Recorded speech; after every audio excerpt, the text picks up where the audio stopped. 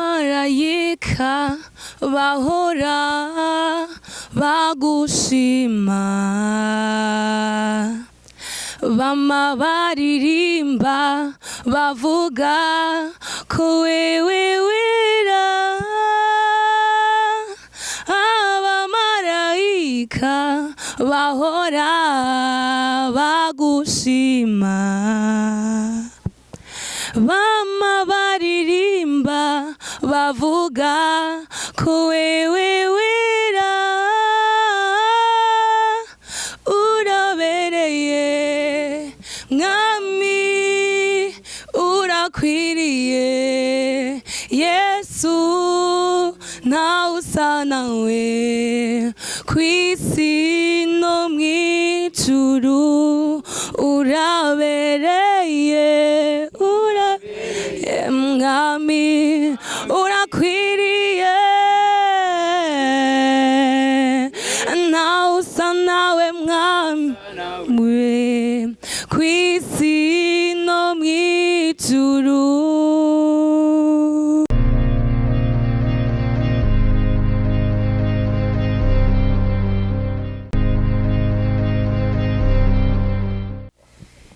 Hello guys, muraho murakomeye bakunzi ba Burundi Flex TV. Kuri micro muri kumwe na Fred niyo nkuru, inyuma ya kamera muri kumwe na Clovis.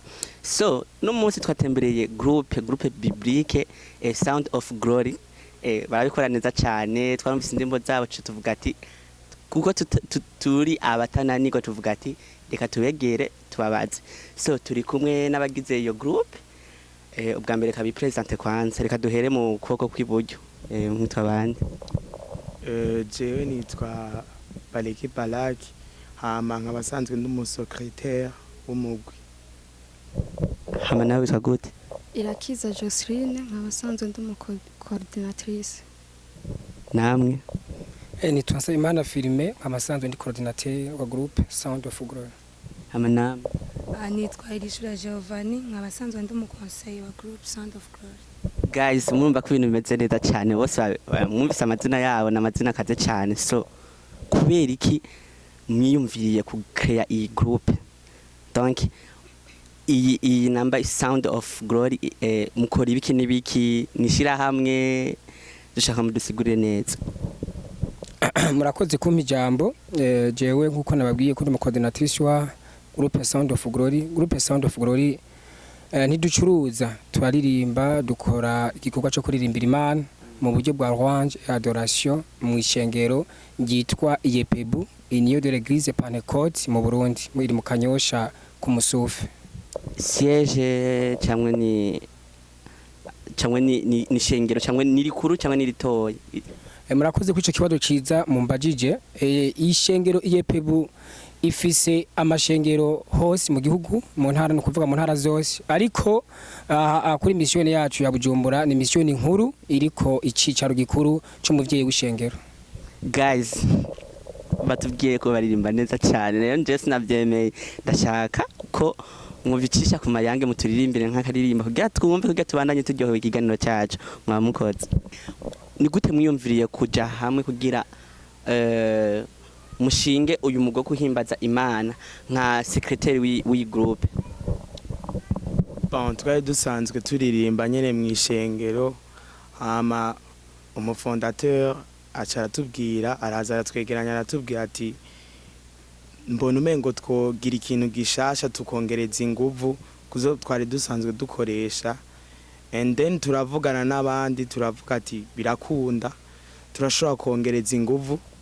Hama turakora, turatangura turakora, turaririmbana, turabona ati birakunda, amajwi turashaka guhuza, ivyiyumviro ni bimwe, twese dushaka kugera hana. Hama turavuga ati reka umugubayeho, turatora n'izina, hama umugwi turakora, turiko turawukomeza. Rero hariho byinshi biri imbere mugiye kubona. Nawe turabonye iyi groupe ni abana b'abajene bakiri batoya, mbeho ho mu bamwe bahana. Groupe nubwo ubona igizwe no gwaruka abajene, turubahana hagati yacu. So hagati yacu navuze ko twubahana, kandi turagira hagati yacu turakurikiza impanuro baduha, kugira umugwi wacu ushishikare gutera imbere. Yego. Twumvise uririmba neza umukobwa mwiza wenyene, twumvise urarimba cyane kandi neza. Mbe iyo uri kuraririmba nta ngaruka mbi ukunda guhura nazo cyangwa ingorane ibintu byinshi, kuko kenshi iyo umuntu akoze ikintu bakiyashimwa n'abantu hariho abatabishima. Mbe abo bantu baba kubona ukundi niki bababwira? Icyo nababwira nuko si byiza kuvuga kanaka ngo ni kubera ngo akora umurimo uyu n'uyu, kuko turabikora ariko ntidutezwe yuko tuzoshimwa n'abantu gusa. Twebwe tuza duhembura duha message abantu kugira ngo imitima irushe, imitima igwaye cyangwa iboshwe ibohoke. Nawe nk'umushefu dufata n'igihe tegeko hamwe nk'umuririmbyi muri groupe arenze ko mutufa mu babare muca mu muhana mukamukwa muri iyo groupe yanyu. Murakoze. Bwa mbere hoho twababwiye ko iyi groupe yacu isanzwe iri mu ishengero. Rero iryo shengero ryacu rirafise amategeko ngenderwako. Ni ishengero temera icaha. Ishengero nukuvuga ritemera abantu nk'abajya abantu usanga bagenda bambaye utuminijipe, bajya abantu bahindura imibiri vyagutse. Rero twebwe mu mategeko y'umugwi wacu, amategeko yagiyeho hisunzwe amategeko y'ishengero. Rero umuntu yoja kubiri n'itegeko y'ishengero ubone ukuri kwaca tumwirukana two mubabarira.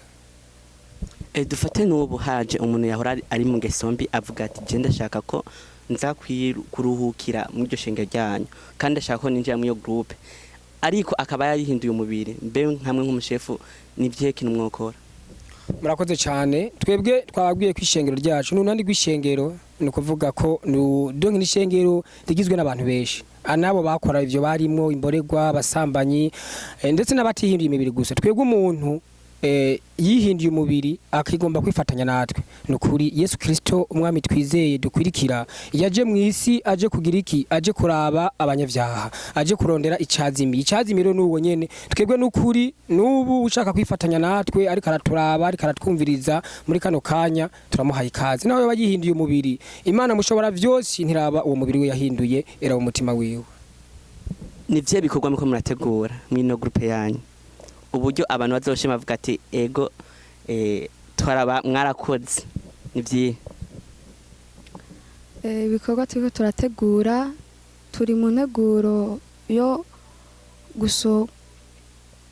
gusohora indirimbo, video zikaja habona, no kuja mu studio tukakora audio, kuko urazi ko benshi bahera kuri audio hama bakagaragaza video audio bayihereyeko. Nivyo bikorwa turimwo ubu. Okay, aravuze yuko ngo bakiye gukora ama video bagakora n'ama audio. So mbe uburyo biraborohera iyo mu mitego yo gukora ibyo bintu nkawe secrétaire nikiko bivuga ko ico kintu? Twebwe hageze gukora, inyuma yuko turi ngaha turafise abavyeyi bacu kandi baradukunda, n'ishengero ryacu riradukunda, baragerageza kudufasha uko bishoboka kose. Namba ari uburyo bwo kuja muri studio tukabwira abavyeyi bacu, kuko hari ivyo usanga hariho kari tubushaka gukora y'indirimbo ugasanga uburyo mufise mu mugwi nibwo ushobora gukora iyo video canke iyo audio, ukaje usanga bisaba ko mutuma ko bamwe bakabafasha. Rero turasaba abavyeyi canke ishengero ryacu rikatuba hafi, kuko ibikorwa dukora basanzwe babikunda mu isengero kandi basanzwe nabo bashaka kutubona twateye imbere tugeze ku rundi rwego. Rero nibaza antuka nta munsi numwe turabura ikintu dukeneye. Imana yamifise ukuntu ibikora misi yose, mbere nivyo tutasaba iduha ibirengeye. Okay, nyuma y'ivyo ketse kuririmba nta kindi muko mutegura kuzokora nka Sound of Glory? Murakoze cyane. Sound of Glory nta kiretse igukorera Imana. Ese gukorera Imana nababwiye ko gituma nagumeshimika kugira ngo nabaza kubona i video canka baza kutwumviriza bamenye ko Sound of Glory n'umugwi utunganiza ibikorwa byayo mu ishengero. Sound of Glory ibikorwa turiko turategura n'ivyo coordinatrice yavuze, turiko turategura ibikorwa vyiza bizoryohera ishengero, bizoryohera abadukwirikirana inshuti n'abagenzi bacu. Nukuri uretse gusa gukorera Imana, twebwe uduhamagaye mu bindi bintu twokwitamo. cyangwa utubwiye ngo tuje mu yindi shengero cyangwa tuje mu kindi kibanza ni ukuri nje gituma namwe mwabonye byabaye ngombwa ko mudusanga hehe kwishengero ryacu. Sounds of Glory donc ni groupe kandi turabona kenshi mu mashengero arasambuka cyane. Mbe ni iki kintu mwateguye hamwe isengero ryo sambuka mutazovuga ati mutazokwicamwe ibice nk'abahari. Reka dusabe kuri ibyo vraiment ntacyo twayivuga ko cyane kuko nitwiteguye yuko ishengero ryacu ryosambuka. sinavuga ati donc turabye abadventiste tukaraba abapentecote donc baragirane barasambuka.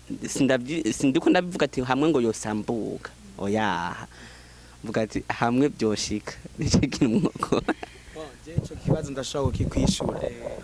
Bon icambere na mbere coco ntidushobora gukora tuvuga ngo hamwe ishengero ryosambuka vyotuma ama projet yacu apfa kandi ishengero ryacu rimaze imyaka myinshi ryarashinze imizi kandi ico turondera twese turakizi.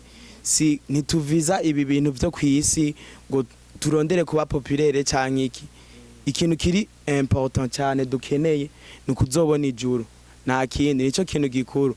Rero ibyo byo gusambuka by'amashengero ni iki by'abandi ntivyo twebwe ntavyo duharura kuko turafise mwemu yera kandi niwe ari karatugida mu no mwanya. Nivyo kunda rero ko mwemu yera yisamburirako ntashobora gusambura ibintu wenyene yubatse byoba bigoye. Rero nico gituma tukubwira yuko ivyo nibibaho no mu bintu twiyumvira ntitwigera twiyumvira yuko ishengero ryacu rizopfa risambutse kuko nibizonaba turabizi yuko ari mwemu yarishizeho. Nibaza ko nagerageje kugutahuza kubishaka. Okay, murakoze cyane. Hama ndafise tubazo shaka kubabaza mwege ko twakoranye turi abantu bane. Umwe wese nagizwa kumubaza ikibazo kimwe kandi anyishure. Turatangura kurya turamubaza. Mbewe icyawo gifata nk'iki? Hama nawe ikibazo gikurikira umunyabyaha ni iki? Hama nawe ikindi gikurikira kuki usenga? Hama gikurikira ni gikiwo kwa kugira ukiza abanyabyaha. Hajya hama mugera mutwishura mu byo bibazo mu mukozi. Okay, umunyabyaha icyaha ni ikintu iyo ugikoze kigutandukanya n'ubugombe bw'Imana cyangwa n'Imana kandi umaze gukora icyaha harabaho consequence ku buzima bwawe.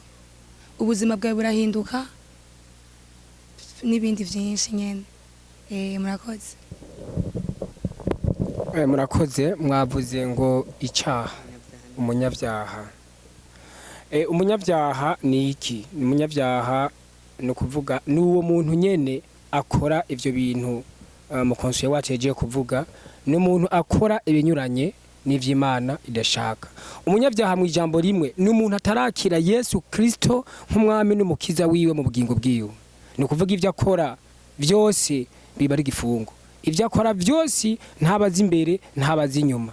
Muri make kuri jewe novuga ko umunyabyaha ari umuntu agenda arazimagirika atagira epfo na ruguru.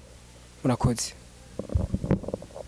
Nanje gusenga ndasenga kugira ngo ibikorwa byanje Imana ibihezagire kugira ngo nuri ari mu byaha yoba ari umugenzi wanje abona asenga uburyo nitwara imbere y'Imana nashobore bishobore kumukora ko avuga ati ndabona naka n'umugenzi wanje arasenga reka nanje ndamukurikire.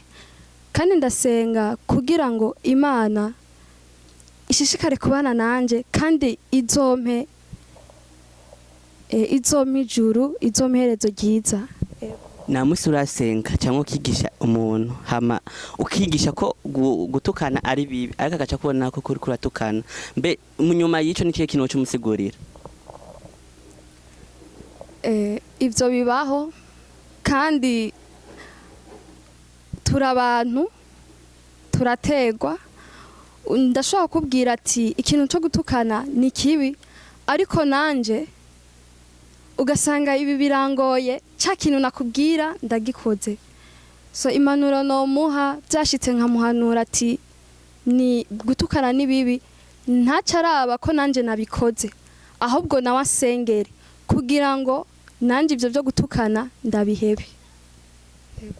secretary wewe naho ico nakubajije gute je wambajije ati gute twokura abantu mu vyaha sivyo bon ico kibazo ngerageje kukwishura ahubwo dusanzwe tubikora nico gikorwa cacu kuko deja turabaririmbyi turatanga message hari indirimbo nyinshi turirimba nuko mutagirirwa amahirwe yo kuzumva zose zihamagara abantu kuza kuri Yesu urumva deja mission yanje canke yundi wese turirimbana turiko turayikora kandi turiko tuyikora neza murakoze nawe chef habonetse umuntu avuga ati jewe group yacu yanyu ndayikunze ndashaka nze ndabashigikira muri byinshi kandi muri byose ariko mugende ku mategeko yiwanje mbewe nkawe nk'umushefu n'iceki wacubwira aburongoye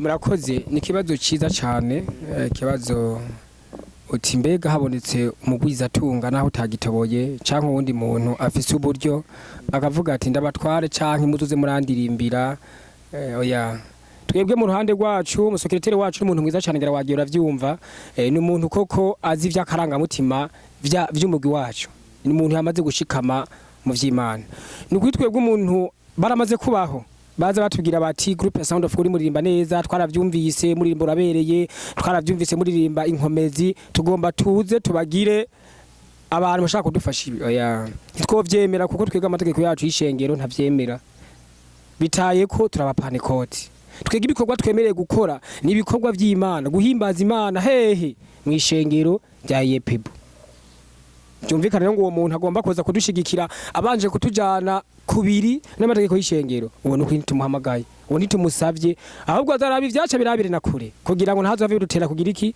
gutsitara turamusavye vya groupe Sound of Glory ni vyiza ni vyinshi kuko dufise mwe mu Imana abidufasha kubikora rero turamwingiza uwo muntu ni kuri ntaze aturabicisho ryiza aza gumikore yacu murakoze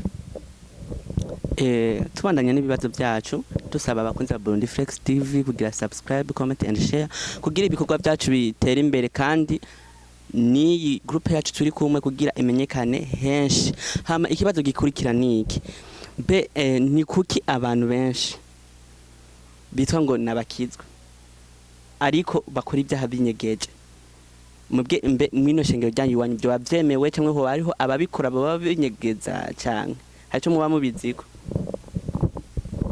bon twebwe ivyo mwishengero iwacu nivyo ukunda kubera icambere nakubwiye tuyoborwa na mwe muyera ahantu hari mwe muyera rero ntupfa kugira deja ukiciyumvira kubivuga mwe maba yamaze kuza kukubwira ati geza ivyo bintu nico gituma vraiment makankayo ntaraboneka gose ngira kumbure nubwo twoba tubibona byoshika ngira ngo yoba ari nk'umuntu umwe naho nyene usanga agogwa n'ibintu bike bike atari vya bintu usanga ari biri exagere gose nk'ubu nka kumwe wamye uravuga nk'ubu uye kubesha niki umuntu kamufasha nyene apana ibindi vyaha birebire gose kuko mwemu yararonse umwanya wo kuduhingura gose imbere yuko tuza kuyikorera murakoze okay nivye bitera mu muko murategura uburyo abantu benshi muzakora mu vyaha hamwe Yesu azovuga ati hariho groupe nyakuye abantu mu vyaha byo babihari cyangwa mwarabikoze urakoze ikibazo ciza n'ubundi natekereza kuba nabivuze Sound of Glory yabayeho mu kwa kane ibihumbi 2020 hari mu kwa kane ni kuvuga Sound of Glory inamaze gukora ama evenement atari makeyi ni kuvuga kujya mwabivuze abanwanyi BTV yacu TV yanyu twobasaba ko bocisha amaso ku mbuga zacu imbuga za YouTube za Facebook banditse ijambo Sound of Glory baraza kubonaho ibikorwa tumaze gukora ni byinshi cyane turamaze gukora ama evenement arenga kuko urumva ko tumaze igihe gitoyi arenga 5 kuko bitwara uburyo bwinshi kandi nta uvuka rimwe ngo yudure ingobyi sinzi ko ariko bavuga cyangwa umuntu atangure kubumba here ku mpange mukurangiza ikiganiro cyacu twashaka dufatire no group yacu Sound of Glory baturirimbire akantu hama baca basezera abakunzi ba Burundi Flex TV babibutsa kugira subscribe, comment and share kuri Burundi Flex TV amwe na kuri Sound of Glory. Wewe uzuye mana uzuye Yesu uzuye wewe wera wewe uzuye mana we Yesu we wewe wera. Hallelujah. So twaryohewe kubana namwe mu kiganiro.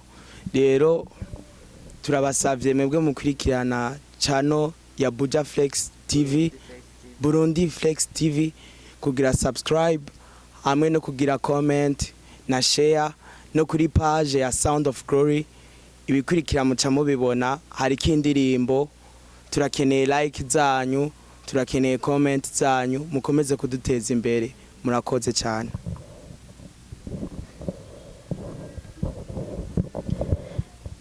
Natwe turashimiye Burundi Flex TV yaje kuturaba kutugendera.